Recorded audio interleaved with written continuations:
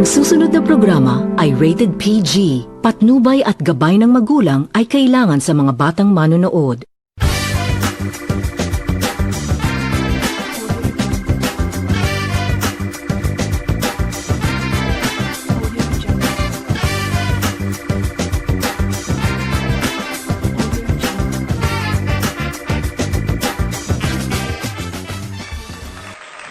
Good morning, Philippines! Good morning, Sibugay! It's Friday and we are here again at the #1 talk show in the province. Where we are talking about the happenings in the Philippines and inside the Sibugay, The Katok Show! We have our guest for today, the mother of 4 and the Odirangina recipient 2019 and in this year. Welcome to our studio, Manshi Pabs! Hi, good morning. Hi, good morning, Manshi Pabs! Good morning, Ma'am Mansi. Good to have me here in your beautiful studio. And also, joining us via Skype, a gentleman and a current Sangguniang Kabataan Chairman, all the way from Titay City, Honorable Joren Macatas Albiso Osman. Good morning. good morning, Jorin. How are you doing today? Yeah, I'm doing great. So how about you guys? Alright, joining also via Skype, a CEO and a businessman and a vlogger, Mr. Melvin Balucos. Good morning, sir. How are you doing today? Yeah, I'm going great today and thank you for asking. Alright, partner, what we will be talking about is what is happening in our country right now, especially here in our province. We all know that this pandemic affects us, especially our fellow Sibugayanon. Yes. Yeah. So, what we are going to discuss without further ado, Ma'am Shipabs, the first question that we're going to ask is that, how are you doing today and how this pandemic affects you and your family? I'm doing great, thank you. This pandemic affects not only me or my family, but all Filipino family is involved.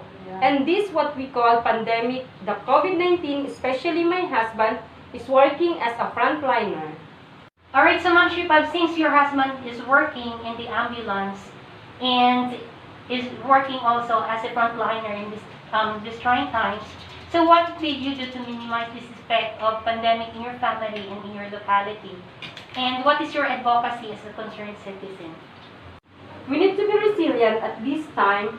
Me and my children were having more tasks to do, like cooking and planting mini vegetables and recycle pack of mineral water. Alright, so good to hear that, Ma'am Shipabs. And now we're going to ask our gentleman who is joining with us via Skype and Yes. Zoom. Okay, Mr. Balucos, as a businessman and a vlogger, what did you do to minimize the effect of this pandemic in your family or in your community as well? Or let me say, what is your advocacy as a concerned citizen?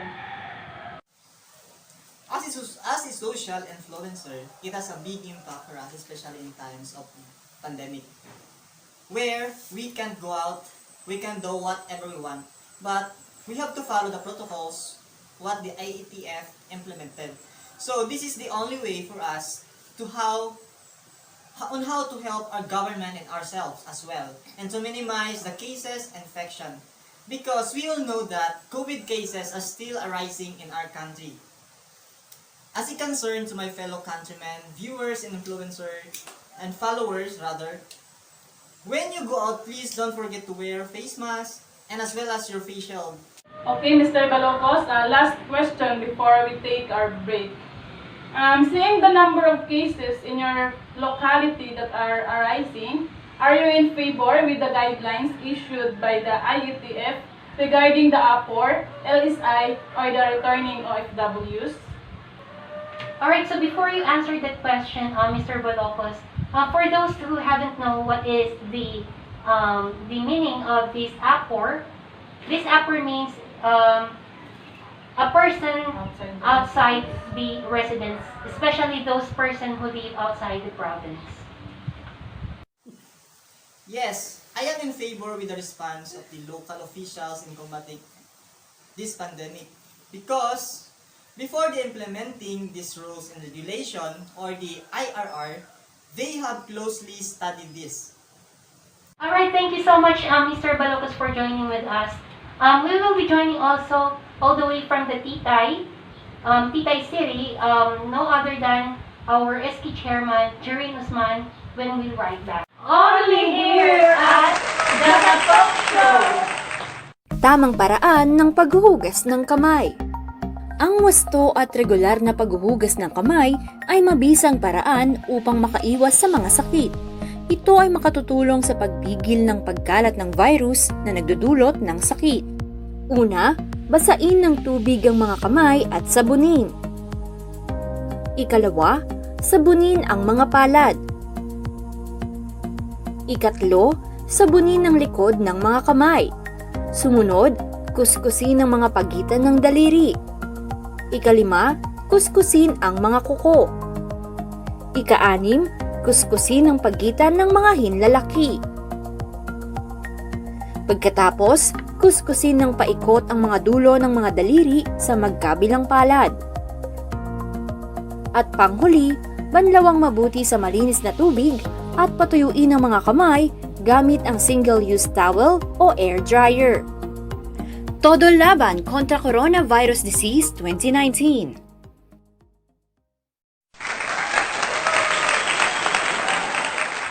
Welcome back, mga mamshis. So, joining us via Skype, our SK Chairman from Titay City. Good morning to you, Mr. Jerin Usman. Good morning. I'm doing great. So how about you guys? Alright, sir. So, without further ado, sir, we're going to ask you the same question that we asked a while ago.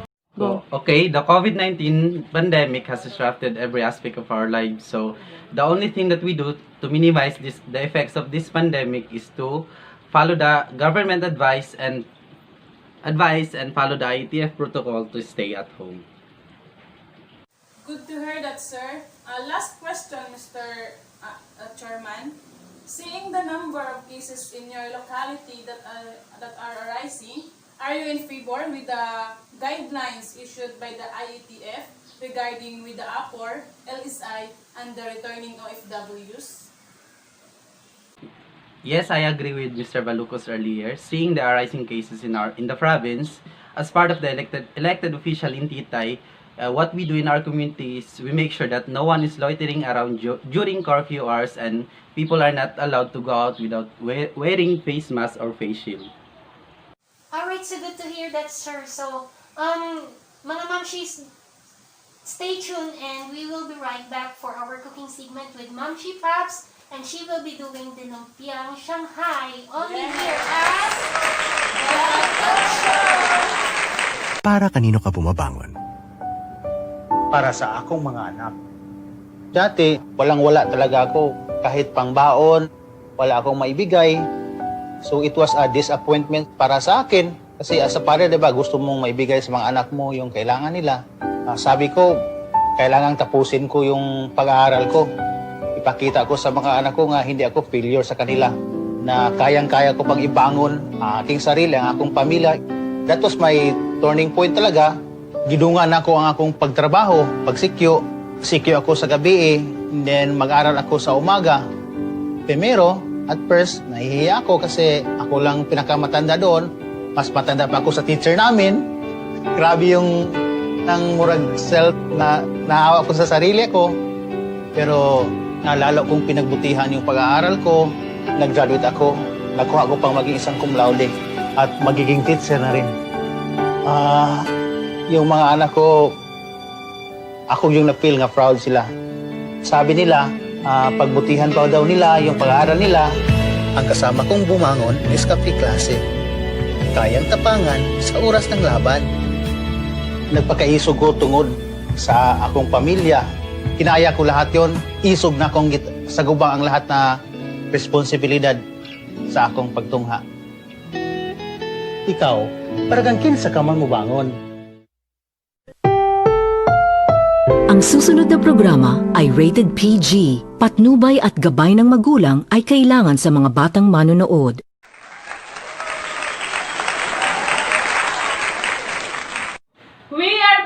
now we're going to have our cooking segment with Mamshi Pops. Hello everyone! We're going to cook Lumpiang Shanghai COVID-19 edition.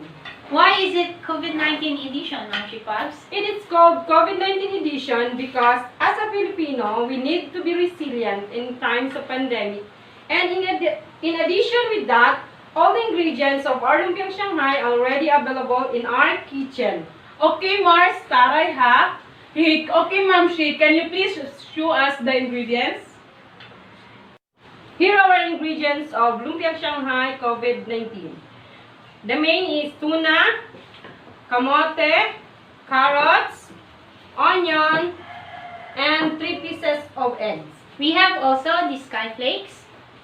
We have garlic, MSG, the pepper, and the seasoning. And of course, we have the lumpia wrapper and salt. First, mix all the ingredients, The pepper, and The MSG. and salt. the salt. And have the 3 eggs.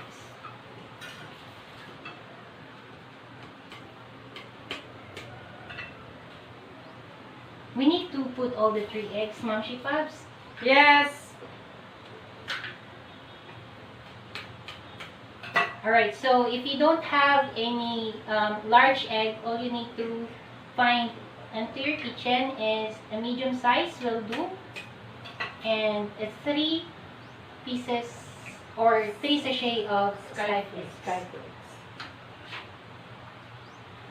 And before you forget, Mamshi Pops, the salt. Alright, so what will happen next? Mix all the ingredients.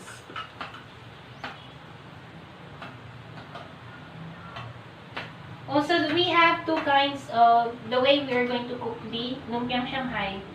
Mix all the raw ingredients, or you need to fry it first or saute it first before you're going to wrap in the lumpia wrapper.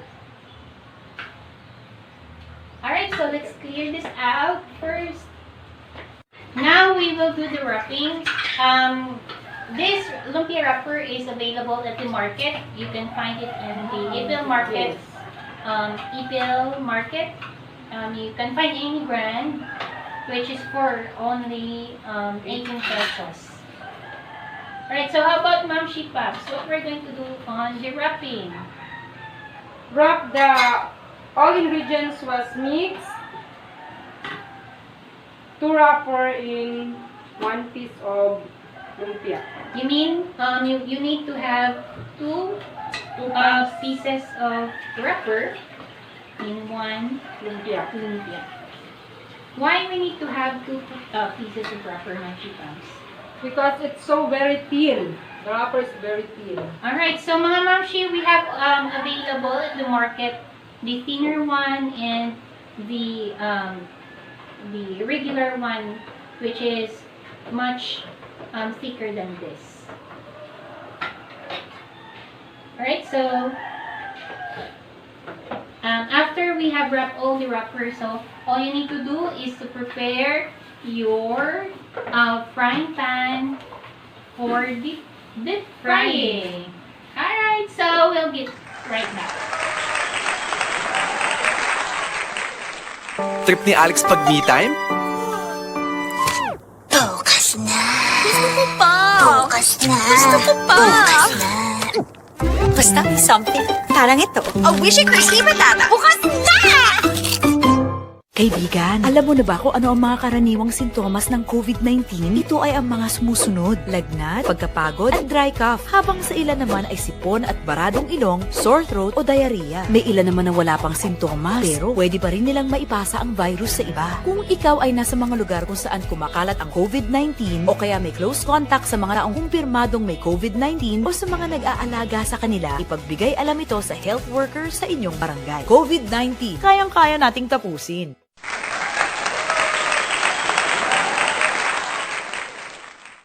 Alright thank you so much, guys. So, right, partner, we really learned a lot Yes, this morning. partner. Yeah, about this pandemic. And before we end the show, any last word, guys, to all the avid viewers out there?